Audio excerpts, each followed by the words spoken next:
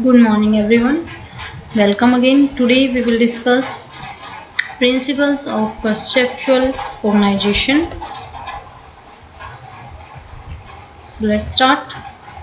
Our visual field is a collection of different elements such as points, lines and colors. However, we perceive these elements as organized wholes or complete object. For example, we see a bicycle as a complete object, not as a collection of different parts like saddle, wheel, handle. So the process of organized visual field into meaningful wholes is called form perception. Here is one question: what is form perception? Then answer is the process of organizing visual field into meaningful wholes is known as form perception. So you may wonder how different parts of an object are organized into a meaningful whole. So you may also ask if there are certain factors that facilitate or inhibit this process of organization. So several scholars have tried to answer such question, but the most widely accepted answer has been given by a group of researchers. Here is, you can see on screen, Gestalt theory. Gestalt theory focuses on the mind's perceptive process.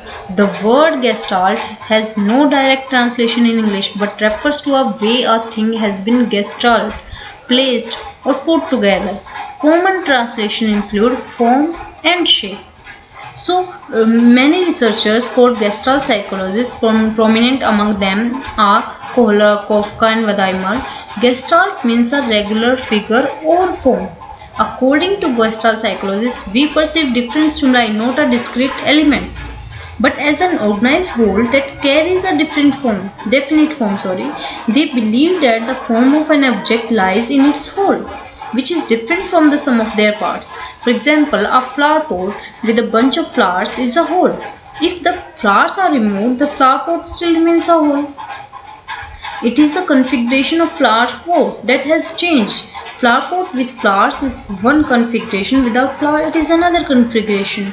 So Gestalt psychologists also indicate that our cerebral processes are always oriented towards the perception of good figure. That is the reason why we perceive everything in an organized form. The most primitive organization takes place in the form of figure ground segregation. So Gestalt theorists followed the basic principle that the whole is greater than the sum of its parts. In viewing the whole, a cognitive process takes place. The mind makes a leap for comprehending the parts to realizing the whole. And the whole is greater than the sum of its parts. All the psychologists, Gestalt psychologists saying, when we look at a surface, certain aspects of surface clearly stand out as separate entities, whereas others do not. For example, when we see words on a page or painting on a wall, birds flying in the sky, the word, the painting, the birds stand out from the background and are perceived as figure, while the page, wall and sky stay behind the figure, are perceived as background. So this is about Gestalt. Now here are some principles of perceptual organization. First principle is principle of proximity. Principle of proximity. Gestalt law of proximity states that objects or shapes that are close to one another appears to form groups. Objects that are close together in space or time are perceived as belonging together and as a group. For example, you are seeing on pictures here.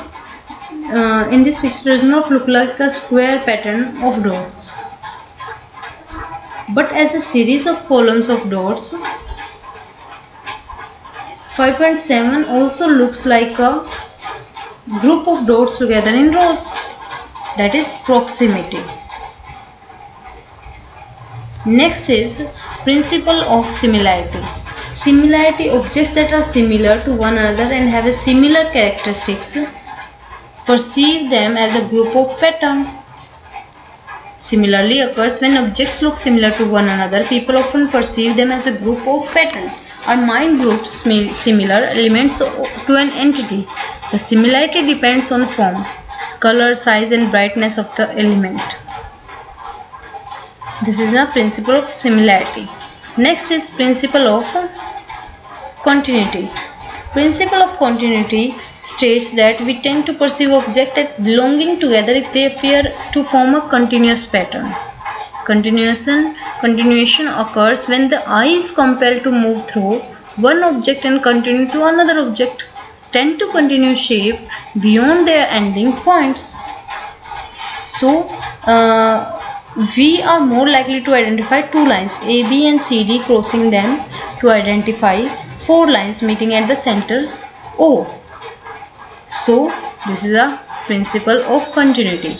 Next principle is principle of smallness. According to the principle, smaller areas tend to be seen as figure against a larger background. We are more likely to see a black cross rather than a white cross within the circle because of this principle. Next is the principle of symmetry. Principle suggests that symmetrical areas tend to be seen as figures against asymmetrical backgrounds.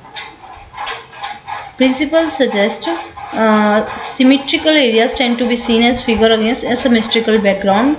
Here, black areas are seen as figures as they have symmetrical properties against their white symmetrical background. Principle of surroundedness. Principle of surroundedness. According to this principle, the areas surrounded by others tend to be perceived as figure. For example, looks like five figures. The image looks like five figures against the white background rather than the word lift. This is a word lift. But we are seeing the black areas.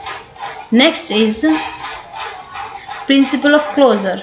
We tend to fill the gaps in stimulation and perceive the objects as whole rather than their separate parts. For example, in figure, you can see the small angles are seen as a triangle due to our tendency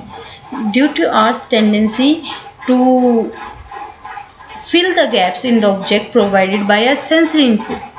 So this is a principle of closure.